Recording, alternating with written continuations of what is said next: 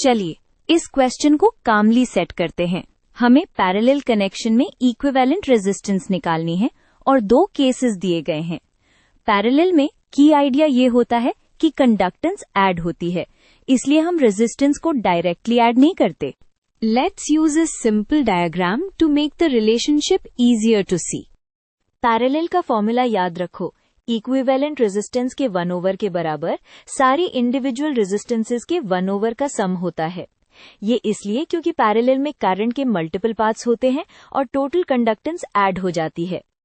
Parallel में हम equivalent resistance को रेसिप्रोकल फॉर्म में हैंडल करते हैं।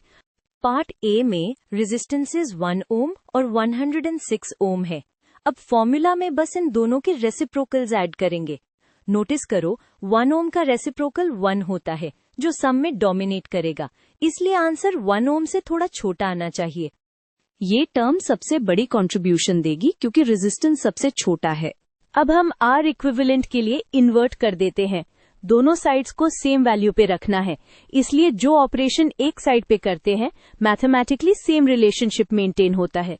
यहाँ कन्वीनियंट फॉर्म में लिख के एक सिंगल फ्रैक्शन बना लेते हैं। क्विक चेक, पैरेलल में इक्विवेलेंट रेजिस्टेंस हमेशा स्मॉलेस्ट रेजिस्टेंस से भी छोटा होता है।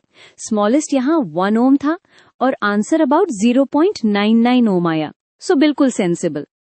अब पार्ट बी, इस बार 3 रेजिस्टर्स पैरेलल में है, 1, 103 और 106। Same idea, 1/R equivalent equals तीनों रेसिप्रोकल्स का सम। अगेन 1 ओम वाला टर्म सम को डोमिनेट करेगा, इसलिए आंसर 1 के क्लोज बट थोड़ा लेस आएगा।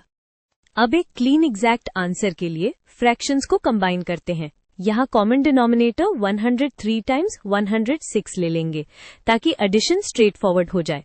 इससे कंप्यूटेशन ऑर्गेनाइज्ड रहता है और मिस्टेक का चांस कम होता है। अब इस फ्रैक्शन को डेसिमल में अप्रॉक्सीमेट कर लेते हैं। वैल्यू रफली 0.981 ओम आती है और चेक अगेन 1 ओम से छोटी, सो पैरेलल रूल सैटिस्फाई हो रहा है। Done, nice work.